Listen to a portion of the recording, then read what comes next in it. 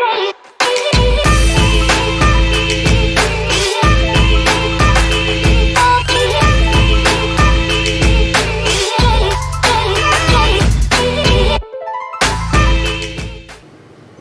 is Lewis Hart for Boxing Social in association with Empire Fight Store and William Hill. Delighted today to be joined with the self-proclaimed best-looking MC, maybe with the best voice, Mr. Dev Sahni. Another great night at York Hall with an incredible knockout by Ellis Zorro. Yeah, emphatic. I'm not going to refute any of your claims about me being the best-looking MC. I know, but just take that away from it. Fantastic, mate. What a night. Like, just knockouts galore, and what an emphatic knockout from Ellis Zorro. Like, Hosea Burton got knocked down, he was up, he was staggered a little bit, and I wasn't sure Zorro would find the clean shot, but that was the cleanest shot that you could land. Absolutely fantastic. By the way, guys, we're in the barrows of York Hall here. Like, we've just been in the ring, under the lights, and now we're in deepest, darkest East London, so it could get chinned at any point. Yeah. What did you sort of make of the whole card? A victorious return for Carol Talma, Aloys Jr. with another impressive knockout, and I know there's a foe who was here to watch Aloys Jr. But what did you sort of make of the card all round? I loved it. I just loved the energy. It was like a constant energy. Aloys Jr. brilliant.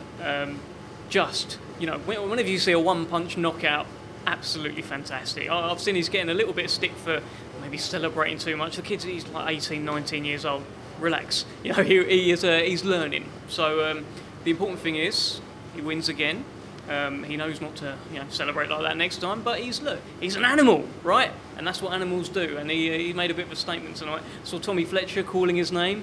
I'm sure that's a fight that can happen in about 40 years when we build it up. I'm joking. I was literally going to ask you that. Do you feel like this is a fight where they don't really need to fight now? Let's build it up for the future where when there's something on the line, that could be a massive fight. I think all sensible heads will prevail there. Like they haven't. I'm not sure they've had 10 fights between them. Or maybe just about above that, but they haven't had many fights, so let's build it up. This is how it starts. You put the name into the other guy's mouth, they both knock people out, they both look the part, they can both chat. I want to get them around each other and build this up even more. I think it's a quite brilliant fight we can build, and I'm just hyped about Ellis Zorro, mate. I mean, what Ellis Zorro did there, right? Knock out Hosea Burton clean, this cruiserweight version who isn't trying to make weight or anything like that. This is a cruiserweight, fully fledged, fully rehydrated version. And Ellis Zorro ended up knocking him out clean. Full respect to Hosea Burton, by the way, who fought his heart out and, at times was really on top in the fight, and he did very, very well. But I think Ellis Zorro now announces himself. You've got a Coley at the top, cruiserweights. British guys, I don't think there's an awful lot between them. Your Akpor, Billam Smith, all of those sorts of guys. And he's in the mix. He can scrap it out with the best of them. So I'm excited about what's next. I was going to talk about your interview with Ellis Zorro. A real in-depth one, a real touching one. We'll also talk on the clip with Aloys Jr. as well. But your interview with Ellis, it was very interesting what he was saying about the different promoters, especially the stuff with Boxer. Sort of some interesting stuff there, weren't it? It was some interesting stuff. I'm sure you are digging for some sort of dig, but no. Look, he's 15 and he's 16-0 now. He's had all sorts that's happened in his career. He hasn't been taken seriously really in his career because he turned over late. He only had 3 amateur fights, came to boxing late.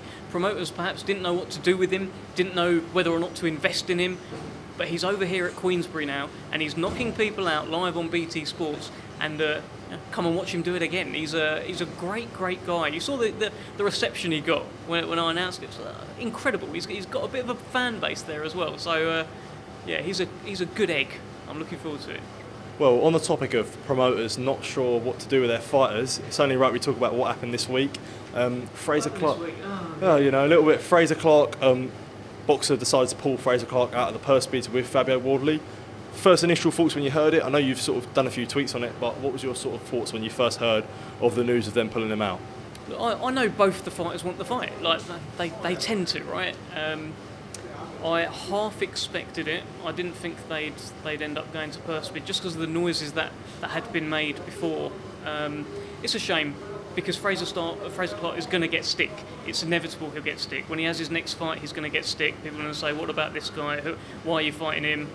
But I don't think he should be getting the stick. I think he wanted to fight. It's a shame. I didn't like to see it happen, and I felt gutted for Frazer Clarke.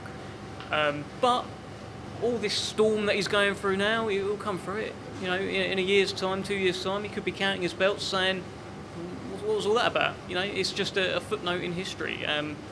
But yeah, it was a bit disappointing to see.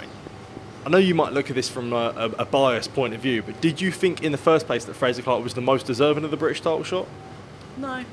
The most deserving was David Adeleye. I'll absolutely stand by that. But I understand. Yeah. So obviously with Frazer Clarke, Olympic bronze medalist, you know, he's got all that amateur pedigree. He's not getting any younger either, so maybe they thought, well, let's try and get him in there now. You know, and it almost kind of worked. He wasn't the most deserving, but I understand why he did get the nod. But let's see what happens next, because I know David Adeleye will fight absolutely anyone. I was going to say, does this give a pole position now to see David Adeleye had a shot at the British title? I guess so. You'll have to ask members of the board. You'll have to ask Robert Smith and those guys there. It feels natural though, right? I see they put out the statement saying they're essentially going to sit on it and they'll come back to it. So I'm sure when they come back to it, by that point, David Adeleye will have had another win, and I can't imagine there'd be anyone more deserving if David Adeleye wants to go that route. He might be like, oh, I'm your sloppy seconds, am I? It might be something like that. You don't know, but he'll fight anyone, Adeleye. Sort of last thing I wanted to touch on, this news came out from this week from S-Jam and Joe Joyce. The rematch clause has been activated. Joe Joyce, Zhilei Zhang 2, that looks like it's well on the cards. A big fight for Joe Joyce there. All or nothing, really. All or nothing, well put. Look, and it's just great to see great fights being made in the heavyweight division. That was a great fight when it was made in the first place, but Joe Joyce was a big favourite. He was expected to win and overwhelm the 39-year-old Zhilei Zhang, but Zhang proved to be all sorts of trouble. I'm not sure anyone else could treat Joe Joyce like Zhang did that night, in terms of he was bigger, he was southpaw, he was able to kind of look him eye to eye, he was able to shrug him off in clinches, he was able to consistently land a southpaw backhand.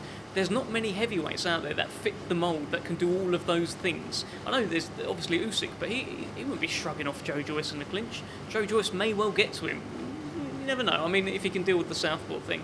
But great fight. He's got his work cut out, and he knows it. This is, as you say, all or nothing. Everything's on the line now for Joe Joyce. You can't lose back-to-back, really, at this level.